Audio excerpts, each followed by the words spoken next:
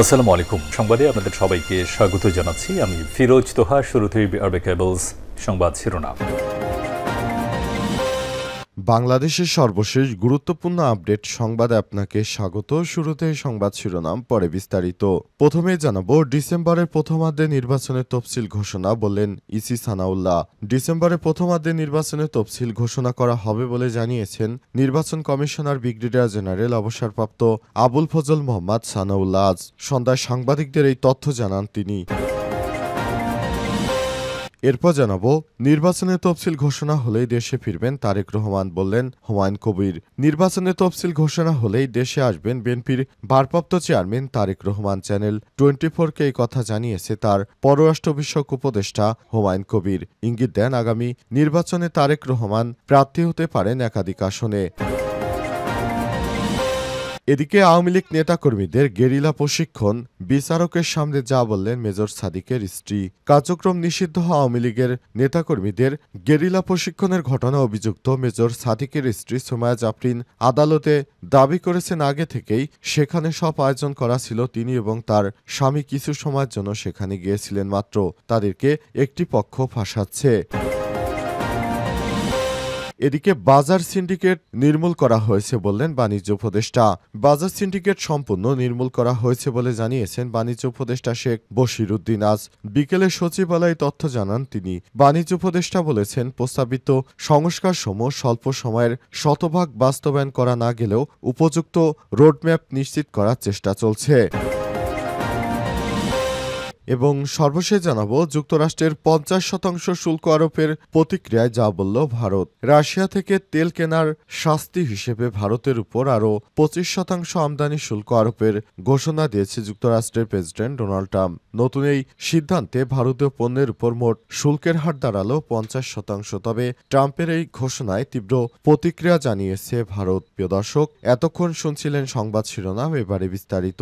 তবে তার আগে বন্ধুরা, অনুরোধ থাকবে সংবাদটিতে একটি লাইক দিন। এই চ্যানেলে আপনি নতুন হয়ে থাকলে আমাদের সংবাদটি দেখতে দেখতে চ্যানেলটি সাবস্ক্রাইব করে রাখুন। কমেন্ট করে বন্ধুরা আপনার মূল্যবান মতামত জানিয়ে দিন আপনি বিশ্বের কোন দেশ থেকে বা বাংলাদেশের কোন স্থান থেকে আমাদের সংবাদটি দেখছেন এবং শুনছেন। আর বন্ধুরা, কমেন্ট করে আপনার মূল্যবান মতামত জানিয়ে দিন আপনি বাংলাদেশের কোন জেলা থেকে বা কোন জায়গা থেকে আমাদের সংবাদটি দেখছেন এবং শুনছেন। এবারে বিস্তারিত।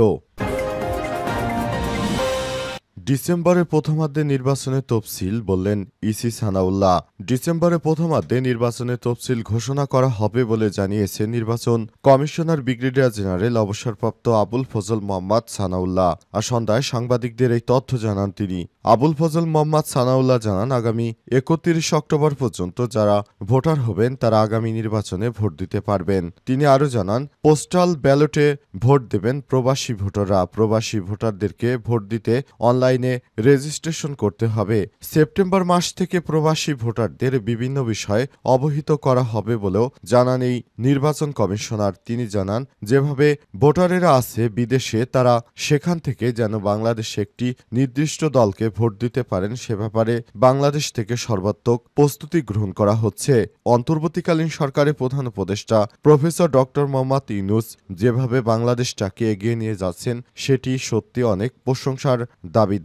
তিনি দেশটিকে যেভাবে পারছেন সেভাবেই এগিয়ে নিয়ে যাওয়ার সর্বাত্মক চেষ্টা চালিয়ে যাচ্ছেন। এটি আমরা বাঙালি জাতি হিসেবে অত্যন্ত গর্বের। তার মতো একজন অন্তর্বর্তীকালীন সরকারের উপদেষ্টা পেয়েছি, যিনি এমন একজন মানুষ যে যুক্তরাষ্ট্র থেকে শুল্ক 37% থেকে কমিয়ে 20% করেছেন, যেটা আমাদের জন্য খুবই ভালো একটি সংবাদ। পাশাপাশি ভারতে দেখা যাচ্ছে শুল্কের পরিমাণ 50%তে উন্নীত করেছে। যুক্তরাষ্ট্রের সঙ্গে লাগতে গিয়ে ভারত তছনছ হয়ে গেছে, কিন্তু বাংলাদেশের অন্তর্বর্তীকালীন সরকারের প্রধান উপদেষ্টার দূরদর্শী নেতৃত্বের কারণে বাংলাদেশ সফল হয়েছে। নির্বাচনের তফসিল ঘোষণা হলেই দেশে আসবেন তারেক রহমান, বললেন হুমায়ুন কবির। নির্বাচনের তফসিল ঘোষণা হলেই দেশে আসবেন বিএনপির ভারপ্রাপ্ত চেয়ারম্যান তারেক রহমান। চ্যানেল 24-কে কথা জানিয়েছেন তার পররাষ্ট্র বিষয়ক উপদেষ্টা হুমায়ুন কবির। ইঙ্গিত দেন, আগামী নির্বাচনে তারেক রহমান প্রার্থী হতে পারেন একাধিক আসনে।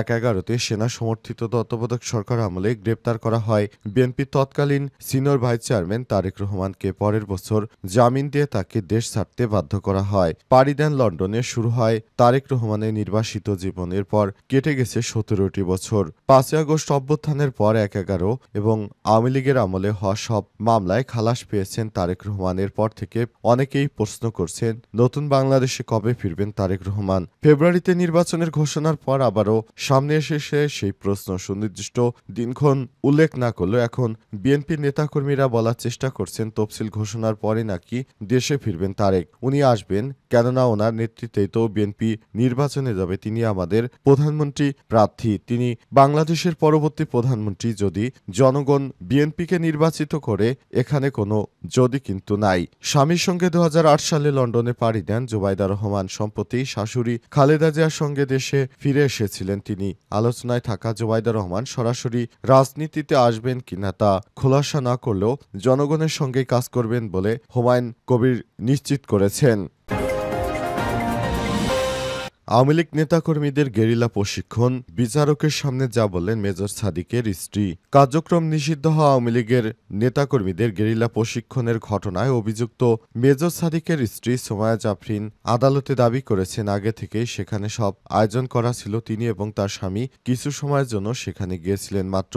আজ দুপুরে রিমান্ড শুনানি চলাকালে বিচারককে জাফরিন বলেছেন, আগে থেকেই ওটা অ্যারেঞ্জ করা ছিল। সেখানে ইনভাইটেশন পেয়ে আমি এবং আমার হাজবেন্ড কিছু সময় জন্য গিয়েছিলাম। তিনি বলেন, এএসপির পরিচয় অন্য কেউ জায়গাটা ভাড়া করেছিল, সেটা আমার উপর চাপানো হচ্ছে। দয়া করে আমাকে রিমান্ডের মতো ডিসিশনে দেবেন না। কিছু জানার থাকলে এমনিতেই জিজ্ঞাসাবাদ করতে পারেন, আমি উত্তর দেব। আমি নিজে এটা করিনি, তাই অনুরোধ আমাকে রিমান্ডে দেবেন না। পরে শুনানি শেষে ভাটারা থানার সন্ত্রাস বিরোধী আইনের মামলায় জাফরিনের ৫ দিনের রিমান্ড মঞ্জুর করেছে আদালতের। আগে ডিএমপির মিডিয়া সেন্টারে এক সংবাদ সম্মেলনে ডিএমপির ডিসি মিডিয়া মোহাম্মদ তালিবুর রহমান বলেছেন, সোমায়া জাফরিনকে মিরপুর ডিওএইচএস এলাকা থেকে গ্রেপ্তার করা হয়েছে। এই রাষ্ট্রবিরোধী ষড়যন্ত্রের ঘটনায় জাফরিনের কি ভূমিকা ছিল তা খতিয়ে দেখা হচ্ছে বলেও জানান তিনি। এই ঘটনা এখন পর্যন্ত ২৮ জনকে গ্রেপ্তার করা হয়েছে। তাদের জিজ্ঞাসাবাদে নতুন নতুন তথ্য সামনে আসছে বলেও জানান এই পুলিশের কর্মকর্তা। তারা বলছেন, আমরা দেশটাকে এমন একটি জায়গায় নিয়ে যেতে চেয়েছি যেখান থেকে আরও ভালো জায়গায় অন্তত দেশ যেতে পারে, কিন্তু দেখা যাচ্ছে আওয়ামী লীগের নেতাকর্মীরা সে বিষয়টিকে পাত্তা দিচ্ছে না। যুক্তরাষ্ট্রের ৫০% শুল্ক আরোপের প্রতিক্রিয়ায় যা বলল ভারত। রাশিয়া থেকে তেল কেনার শাস্তি হিসেবে যুক্তরাষ্ট্রের উপর ৫০% শুল্ক আরোপ করেছে মার্কিন যুক্তরাষ্ট্র। আর এর প্রতিক্রিয়ায় এবার মুখ খুলেছে ভারত। ভারত জানিয়েছে তাদের উপর শাস্তি হিসেবে এই শুল্ক আরোপ করেছেন যুক্তরাষ্ট্রের প্রেসিডেন্ট ডোনাল্ড ট্রাম্প। তিনি ভারতের উপর এই ধরনের কঠোরভাবে শুল্ক আরোপ করাটা ভারতের পক্ষে মোটেই কোনো ভালো সংবাদ নয়, বরং এটি তাদের জন্য খুবই দুঃখজনক একটি সংবাদ হয়ে দাঁড়িয়েছে। কেননা ভারত মনে করেছিল যুক্তরাষ্ট্র হয়তো তাদের উপর ২০%-এরও কম শুল্ক আরোপ করবে, তাই তারা সেভাবে সবকিছু গুছিয়ে নিয়েছিল। কিন্তু শেষ পর্যন্ত দেখা যাচ্ছে যুক্তরাষ্ট্র ভারতের উপর ৫০% হারে শুল্ক আরোপ করার সিদ্ধান্ত নিয়েছে। এতেই ভারতের অর্ডার ইতিমধ্যেই কমতে শুরু করেছে। ভারতের কাছ থেকে বিভিন্ন রাষ্ট্র এখন আর অর্ডার দিচ্ছে না। মোট কথা, তারা অর্ডার ক্যান্সেল করতে শুরু করেছে। এই ধরনের অর্ডার ক্যান্সেলের ফলে চরম বিপাকে পড়েছে নরেন্দ্র মোদীর দেশ। অবস্থায় তারা কোনোভাবেই শুল্ক কমাতে পারছে না, বরং তাদেরকে হুমকি দিয়ে রেখেছে তারা যদি রাশিয়ার কাছ থেকে তেল কেনা অব্যাহত রাখে তাহলে তাদের উপর শুল্ক আরও বাড়ানো হবে। ট্রাম্পের এই ঘোষণার পর নড়েচড়ে বসেছে ভারত। ভারতের পররাষ্ট্রমন্ত্রী এস জয়শঙ্কর জানিয়েছেন, আমাদের উপর যে শুল্ক আরোপ করা হয়েছে সেটা অত্যন্ত দুঃখজনক ব্যাপার, কারণ এতটা শুল্ক এর আগে কোনো একক দেশের উপর চাপানো হয়নি। এমনকি চায়নার উপরও মাত্র ৩০% শুল্ক আরোপ করা হয়েছে।